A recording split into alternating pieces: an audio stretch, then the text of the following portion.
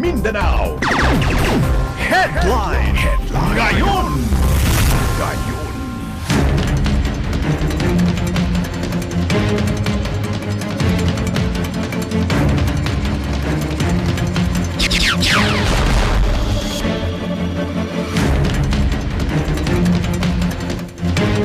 Sa headline ngayon, pagkansela sa passport ni Zaldico, maaari na umanong ipatupad kahit pa may nakabinbing apela. Pangulong Marcos Jr. tiniyak na nasa maayos na kalagayan ang kanyang mental health sa kabila ng mga issue sa bansa. DSWD naghain ng reklamo laban sa 14 na barangay official sa Iloilo na sangkot sa korupsyon sa ayuda. Maritime Industry Authority naghahanda sa inaasahang dagsa ng mga pasahero ngayong Kapaskuhan. Publiko hinimok na gupitin at burahin ang resibo sa parcel laban sa online shopping scam.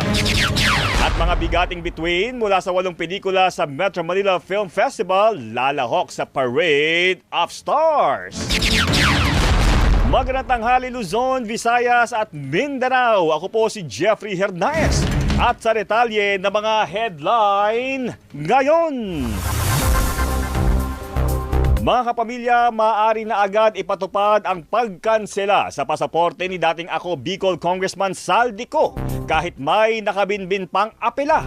Sinabi sa DZMM ni Palace Press Officer Undersecretary Claire Castro na naibigay na sa Department of Foreign Affairs ang resolusyon ng Sandigan Bayan hinggil sa pagkansela ng pasaporte ng dating kongresista. Hindi naman masabi ng Malacanang kung kayang mapauwi ng Pilipinas si Ko bago matapos ang taon. Habang wala pang impormasyon ang kampo ng dating kongresista sa kanselasyon ng pasaporte at iginiit na may 5 araw pa sila para umapila. Nauna nang inatasan ni Pangulong Marcos ang DFA at Philippine National Police na makipag-ugnayan sa mga embahada, gayon din sa iba't ibang bansa para mahanap ang dating kongresistang sinasabing nasa Portugal. Meron naman sila mag-file ng motion for reconsideration, but since the time na meron ng desisyon, ang korte may resolution ay pwede na itong ipa-implement. Pwede na yung resolution mismo ay ibigay at ipaalam sa DFA. Hindi naman natin alam kung mag-a-appeal siya o hindi eh. Tiniyak naman ni Pangulong Marcos na nasa maayos na kalagayan ang kanyang mental health sa kabila ng mabigat na tungkulin at mga issue sa bansa. Balita mula sa Malacanang, hatid ni Radyo Patrol Christian Yosores. Christian! Jeff, sa ikalawang bahagi ng kanyang podcast, sinabi ni Pangulong Marcos na nakatulong ang tagal na pag-obserba niya amang si dating Pangulong Ferdinand Marcos Sr. para maunawaan ang sakripisyong kaakibat ng posisyon bilang Pangulo. Inihayag ni Marcos sa mga kabataang nag-interview sa kanya na mahalaga ang pagpapahinga kahit ilang oras lamang para manatiling malinaw at epektibo ang pag-iisip. Gayun din ang pag-i-ehersisyo ng kanyang ginagawa bilang stress relief. Iginiit ni Pangulong Marcos na ang hangaring makapaglingkod at hindi ang personal na interes ang kanyang motivation sa pamumuno. Inamin din ng Pangulo na hindi niya nakaugali ang mataranta kapag may kinakaharap na malaking problema. You will have to sacrifice. Ganyan talaga ang trabaho. You will have to sacrifice. Masasaktan ka, you will have to make sacrifices, but don't stop. You will fail. You have to stand up again. Don't stop. Don't stop. Don't stop. At yan, ang balitang pirmado, sigurado, ito ang Radyo Patrol, Christian Yosores, DZMM. Thank you, Christian Yosores! Para sa ilang eksperto, nagdadahilan lamang si Pangulong Marcos Jr. para hindi sertipikahang urgent ang Anti-Political Dynasty Bill. Sinabi sa DZMM ni Artikulo 11, Co-Convener Attorney Erin Tanyada, na bagamat malaking hamon ang paglusot ng panukala sa Kamara dahil karamihan sa mga membro nito ay galing sa political dynasty, maraming paraan na pwedeng gawin ng Pangulo para maaprobahan ito. Git ni Attorney Tanyada, malabong maipasa ang Anti-Political Dynasty Law sa ilalim ng Administrasyong Marcos kung hindi seryoso ang Pangulo rito. There's really no magic formula unless really the President exerts effort, no? Alam naman natin ang laro sa House of Representatives. Kung talagang gusto ng isang Pangulo na merong ipasa na isang panukalang batas, he has certain powers in his arsenal to get it done. Nagain ng reklamo ang DSWD sa Office of the Ombudsman laban sa 14 na barangay officials mula Iloilo City na sangkot umano sa korupsyon sa cash aid.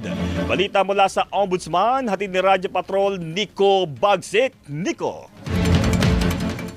Jeff, sinampahan ng mga reklamong grave misconduct alinsunod sa Anti-Graft and Corrupt Practices Act at Abuse of Authority ang 14 na opisyal ng mga barangay sa Iloilo City, partikular na sa distrito ng Haro at Arevalo dahil sa di umano'y hindi pagbibigay ng buong 10,000 pisong ayuda para sa mga benepisyaryo ng Assistance to Individuals in Crisis Situation o AI. Sa press briefing sa Ombudsman, sinabi ni DSWD Secretary Rex Gatchalian, 14 na individual complainant ang nagbigay ng affidavit na kinukumpirmang nasa 1 hanggang 2,000 piso lamang ang binigay sa kanila sa ilalim ng AI payout noong Nobyembre at nasa 8 hanggang 9,000 pesos ang hinihinalang ibinulsa ng mga sangkot na barangay official. Bukod pa riyan, Jeff, napag-alaman ng DSWD na ang kalakaran ay nagsimula pa noong pandemya at lumala ng mga sumunod na taon. Narito ang pahayag ni Secretary Rex Gatchalian. People of authority na kinakatakutan nila. Natatakot sila kasi minsan may misrepresentation na kapag hindi ka nagbigay ngayon, hindi ka na namin lalagay sa listahan. Pero ang sagot namin, hindi naman sila ang gumagawa ng listahan, kami naman. Yan ang pahayag ni DSWD Secretary Rex Gatchalian tungkol sa isinampa nilang reklamo sa Ombudsman ngayong araw. Siniguro naman ni Gatchalian na patuloy ang pakikipag-ugnayan nila sa lokal na pamahalaan para mabigyan ng proteksyon ng mga biktima laban sa pagbabanta ng mga sangkot na barangay official. Yan ang balitang kumpirmado, sigurado. Ito ang Radyo Patrol, Nico Bagsik, DZMM. Maraming salamat, Nico Bagsik.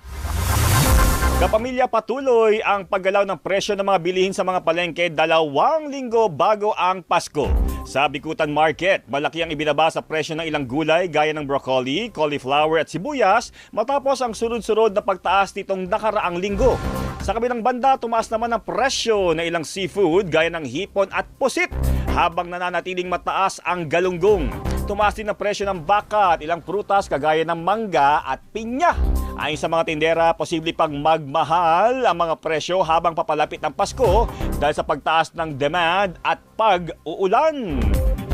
Pinayuhan naman ang publikong burahin o gupitin ang mga waybill o resibong nakakabit sa mga produktong binibili online.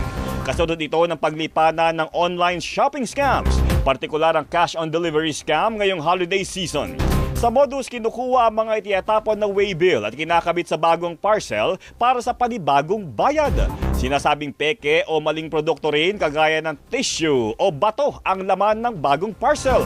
Payo ni Digital Pinoy's National Campaigner Ronald Gustilo, i-shred o takpan ng mga waybill para hindi makuha ang personal na impormasyon.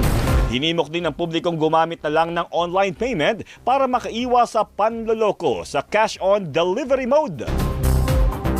Talagang burahin nila. Kami ang ginagawa namin, ginugupit namin. Delikado talaga ngayon, no? Lalo at hindi mo naman alam kung saan nakakarating yung basurang itinapon mo. Maganda ko, bayaran nyo na ko in advance. Pangalawa, hindi na ko kayo maluloko ng COD scam ko. Mga kapamilya, doble ingat po sa mga inihahandang pagkain ngayong holiday season, partikular para sa Noche Buena. Sa parayam sa DZMM, sinabi ni Health Assistant Secretary Albert Domingo na makabubuting umiwas sa mga pagkain, maalat, matamis o mataba o mamantika. Pinapayuhan din kainin agad ang mga ilulutong pagkain para maiwasang mapanis. Siguraduhin po within the first 2 hours pagkatapos naluluto, nakakain na po. Pag lumampas ng 2 oras, yung pagkain nandun, nakabilad. Tapos ang daming mikrobyo. Pag iba na ho yung amoy, parang lumampas na ng 2 hours at hindi siya na-ref, medyo iwasan na po natin. Kahit wala pang bagong taon, pinag-iingat din ng publiko sa paggamit ng mga paputok lalo na sa bisperas ng Pasko. Payo ng DOH, makabubuting magdaos na lang ng community fireworks display at gumamit ng mga pailaw sa halip na magsindi ng mga paputok. O baka naman ang mga barangay captain sa mga mayor ay magpulong na lang po no ng mga pondo, kahit kontribusyon dun sa mga bibili dapat ang paputok, tapos isa na lang po yung magsisindi, yung mga professional sa mga open spaces. O iwas sugat na tayo, iwas sunog pa. Mas magandang gumastos na lang sa masarap na pagkain. Kasi pag nagsindi ka ng fireworks, sinusunog mo lang talaga yung pera. Inihanda ng iba't ibang pantalan sa bansa para sa inaasahang dagsa ng mga pasahero habang nalalapit ang Pasko. Balita mula sa Maynila, hatid ni Radyo Patrol, Trisha Lindo. Trish! Jeff, simula December 20 hanggang January 4, isa sa ilalim sa heightened alert ang lahat ng Coast Guard District at istasyon bilang paghahanda sa inaasahang bugso ng mga pasahero ngayong holiday season. Maglalagay ng malasakit help desk sa mga malalaking pantalan, gayon din ng medical support at mga K9 unit na tutulong sa inspeksyon ng mga bagahe. Bukod sa mga pantalan, babantayan din ng mga tourist destinations sa bansa na malapit sa baybaying dagat. Magtatalaga rin ng PCG personnel na magpapatrolya sa mga beach o island resort kung saan inaasahang magbabakasyon ng mga turista hanggang sa pagsalubong ng bagong taon. Noong nakaraang taon, umabot sa 2.8 million na pasahero ang bumiyahe para sa Christmas holiday. At yan, ang balitang kumpirmado, sigurado. Ito ang Radyo Patrol, Trisha Lindo, DZMM. Thank you, Trisha Lindo. Handang makipagtulungan ng Metro Manila Council sa mga mall operators para mapigilan ang susunod ng Carmageddon. Balita mula sa San Juan City. Hatid ni Radyo Patrol, Zeus Legaspi. Go Zeus! Jeff, naniniwala si Metro Manila Council President Francis Zamora na hindi magiging pahirapan ang dialogo sa pagitan ng Metro Manila Council, MMDA at ng mga may-ari ng mall kaugnay sa panawagang hindi muna magkaroon ng mga mall-wide sales sa NCR ngayong Kapaskuhan. Ani Zamora, regular ang komunikasyon ng kanilang hanay sa mga operator ng mall.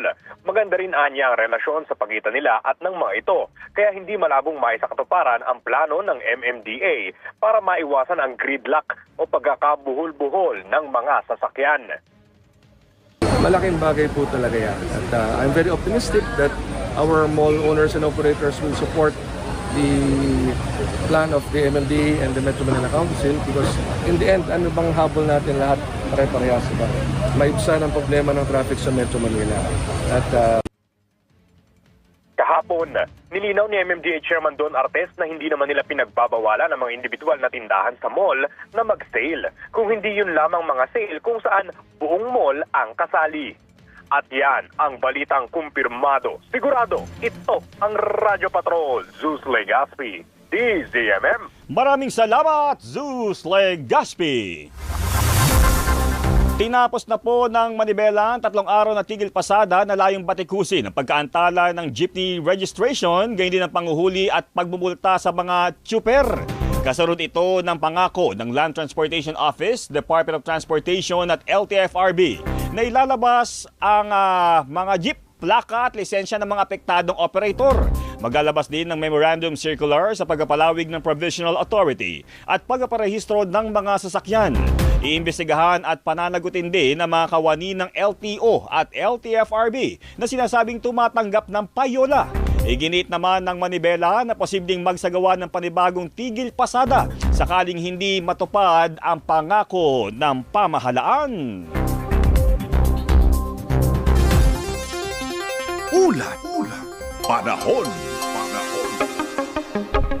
Mga kapamilya, walang binabantayang sama ng panahon sa loob at labas ng Philippine Area of Responsibility. Pero huwag pa rin kalimutang magdala ng payong bunsod ng mga inaasahang pag-ulang dulot ng iba't ibang weather system. Kabilang po dito ang shear line na magpapaulan sa ilang lugar sa Northern Luzon tulad ng Cagayan, Isabela, Quirino, gayon din sa Nueva Vizcaya at Kalinga. Amihan naman po ang umiiral at magpapaulan sa Batanes, Apayao, gayon din sa nalalabing bahagi ng Ilocos at Cordillera. Dito sa Metro Manila at nalalabing bahagi ng bansa, localized thunderstorms ang inaasahang magdudulot ng mga pag-ulan. Nakapagtala din o ng landslide sa Dinapigue, Isabela, bunsod ng pag-ulang dulot ng shear line. Balita mula sa Isabela, hatid ni Julio Harris. Jeff, Sa mga video at larawan, nabalot ng lupa at debris ang bahagi ng National Highway sa Barangay Dibulod, Dinapige. Ayon sa lokal na pamahalaan, nagsimula ang pagguho ng lupa noong Lunes bunsod ng patuloy na pag-ulang dulot ng shear line. Agad naman nagsagawa ng clearing operation para mabuksan ang kalsadang kumukonekta sa Dilasac, Aurora. Pero nasundan ng landslide umaga ng Miyerkules kaya stranded muli ang ilang motorista. Wala naman naitalang nasaktan o nasawi sa nangyaring landslide. Samantala, masusing binabantayan ng mga ilog sa mainland Isabela. Sa bayan ng Etiague, bahagyang tumaas ang ilog. Sa Ilagan City, unti-unti na rin umaangat ang level ng ilog sa bahagi ng Malalam Bridge. Iba yung paghahanda at pag-iingat ang payo sa mga residente dahil sa masamang panahon. At yan ang balitang kumpirmado, sigurado para sa DZMM, Haris Julio. Thank you, Haris Julio. At abangan ang headline ngayon sa Visayas.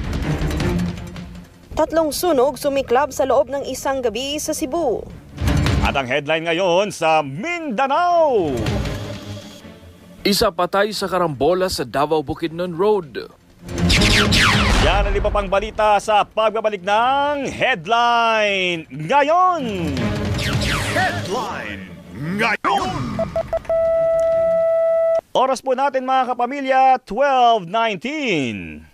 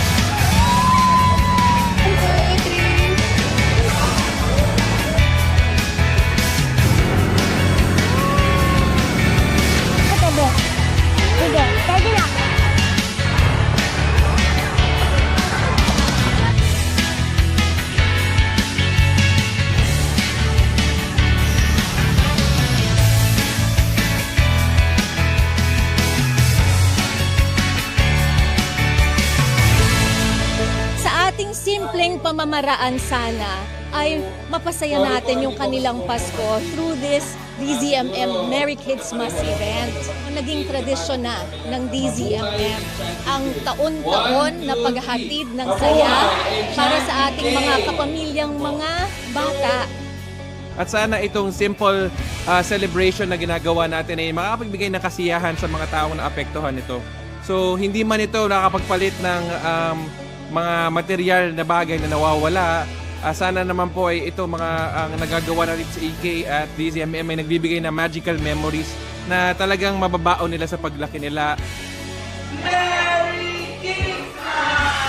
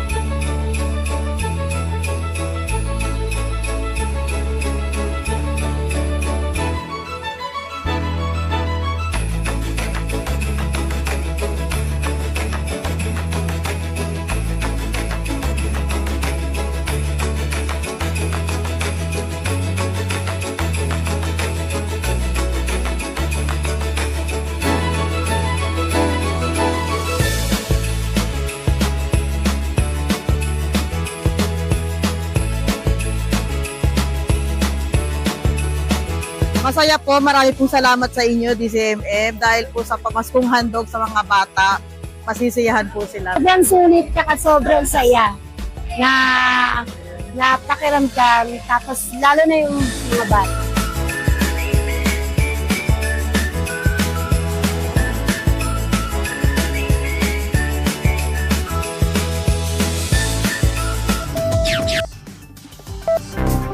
Oras po natin, 12:22.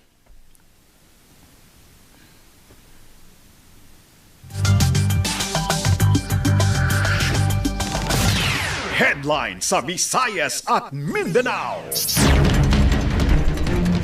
Nagbabalik ang headline ngayon. Sumiklab ang kabi-kabilang sunog sa Cebu na nangyari sa loob lamang ng isang gabi. Balita mula sa Cebu, hatid ni Annie Perez. Annie! Jeff, una na itala ang sunog sa Barangay Labangon, Cebu City na itinaas sa second alarm. 12 bahay ang natupok at nasa 20 pamilya ang apektado. Sunod na sumiklab ang sunog sa Barangay Pilipong, Bayan ng Cordova na inakyat din sa ikalawang alarma. Bukod sa ilang bahay na damay at natupok din ang bangkay na nakaburol sa barangay. Isang sunog din sa bodega ng furniture ang nirespondihan sa Barangay Yati, Liluan. Wala namang nasaktan sa insidente. Inaalam pa ng BFP ang kabuang halaga ng pinsala at ang sanhi ng mga sunog. Muli silang nagpaalala sa publiko, lalo na ngayong panahon ng Pasko, na mag-ingat sa overloading ng appliances na posibleng pagmulan ng sunog. At yan ang balitang kumpirmado, sigurado para sa DZMM, Annie Perez. Thank you, Annie Perez. Isa naman po ang patay sa karambola ng 4 na sasakyan sa Davao Bukidnon Road. Balita mula sa Davao, hatid ni Hernel Tokmo. Hernel! Jeff, sangkot sa aksidente ang pickup truck, kotse at motorsiklo na binabaybay ang parehong direksyon mula sa Barangay Mintal, Davao City habang nasa kasalungat na direksyon naman ang van mula sa Wellspring Village. Batay sa investigasyon ng pulisya, nag-counterflow umano ang pickup truck sa kasalubong na lane at bumangga sa van. Sumalpok din ang van sa motorsiklo at kotse kung saan 4 na individual ang sugatan. Dead on the spot ang driver ng motorsiklo dahil sa tindi na mga tinamong sugat sa katawan. Patuloy na iniimbestigahan ng pulisya ang responsable sa naturang banggaan. Yan ang balitang kumpirmado, sigurado para sa DZMM, Hernel Tokmo. Maraming salamat, Hernel Tokmo. Inilipat sa korte sa Davao Occidental ang kaso ng contractor na si Sara Diskaya at ilang opisyal ng DPWH kaugnay ng maanumalyang flood control project. Balita mula sa Korte Suprema, hatid ni Radyo Patrol Steve Ras. Steve! Jeff, pinumpirma ni Supreme Court spokesperson Attorney Camille Ping na naipasa na sa Malita Regional Trial Court sa Davao Occidental ang kasong graft at malversation ng kontraktor na si Sara Diskaya. Kasama rin sa nilipat ang kaso ang ilang opisyal ng DPWH na iniugnay sa sinasabing mahigit 96 million pesos sa peking flood control project sa bayan ng Jose Abad Santos. Unang inihay ng Office of the Ombudsman ang mga kaso sa Digo City Regional Trial Court kung saan nagtalaga ang Korte Suprema ng mga espesyal na anti-graft court. Dahil dito, inilipat ang mga kaso sa pinakamalapit na itinalagang anti-graft RTC sa bayan ng Malita na tututok sa mga reklamong may kinalaman sa katiwalian kaugnay ng mga infrastructure project.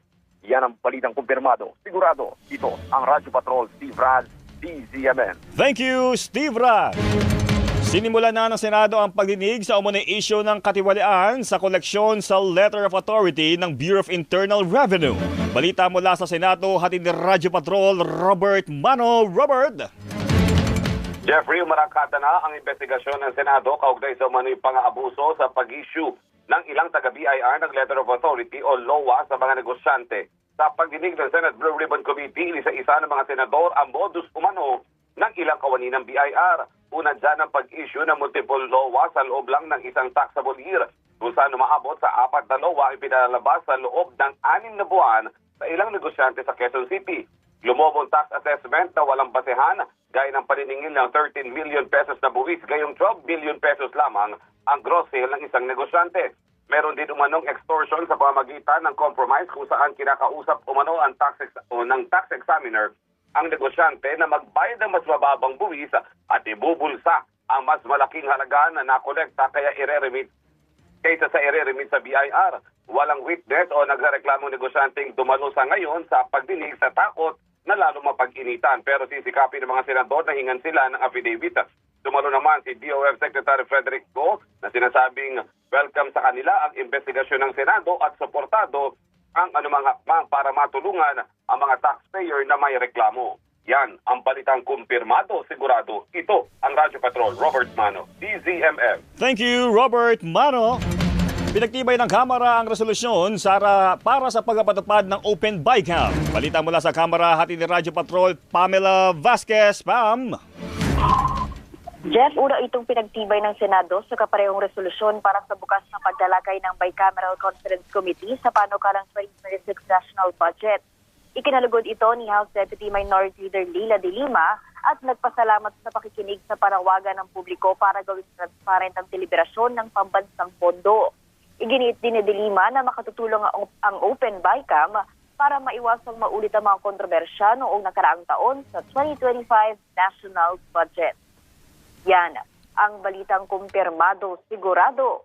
Ito ang Radyo Patrol. Pamela Vasquez, DZMM. Maraming salamat, Pamela Vasquez. Dapat lang i-livestream yan. Yan ang iginit ni Akbayan Party List Representative Shell Jokno kaugnay sa Bicameral Conference Committee na magsisimula bukas. Una nang nagpahayag ng pangamba, mababata sa anyay malamig na pagtanggap sa panawagang i-livestream. Paliwanag ni Representative Diokno sa DZMM, mahalagang mai sa publiko ang BICAM para mabantayan ng taong bayan ang budget process kung saan anya nakalusot ang mga maanumalyang flood control project. Hindi na naman anya kailangang gastusan ang BICAM at pwedeng gawin na lamang sa Senado o sa Kongreso. Dapat yung pangako na yan ay hindi mapako. Yun yung lumabas nga ng mga corruption na sobrang grabe.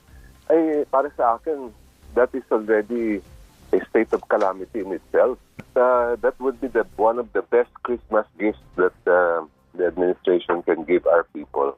Na i-livestream ang BICAM, regalo ng Senado at ng House, dapat yan sa ating lahat.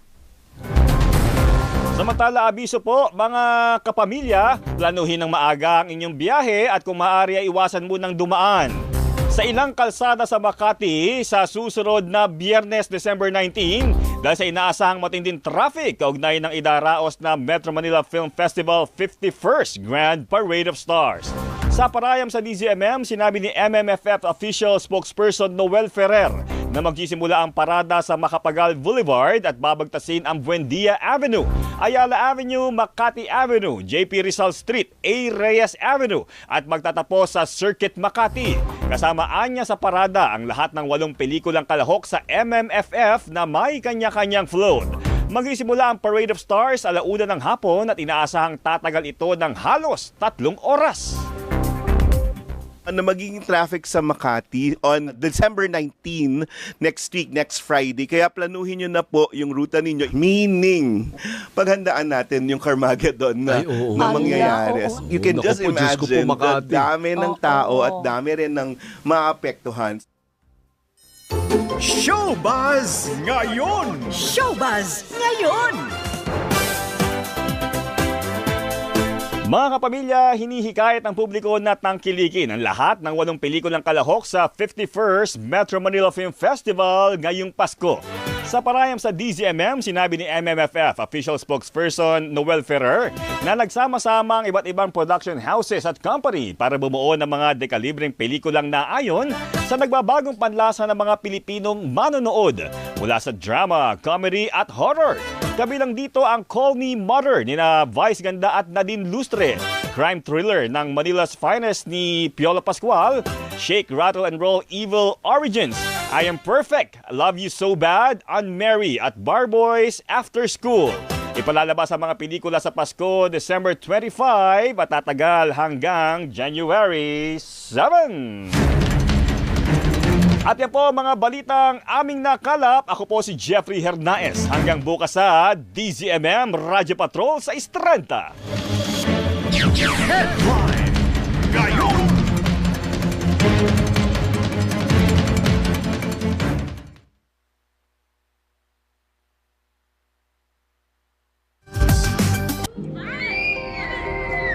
Bakit nga ba kakaiba tayong mga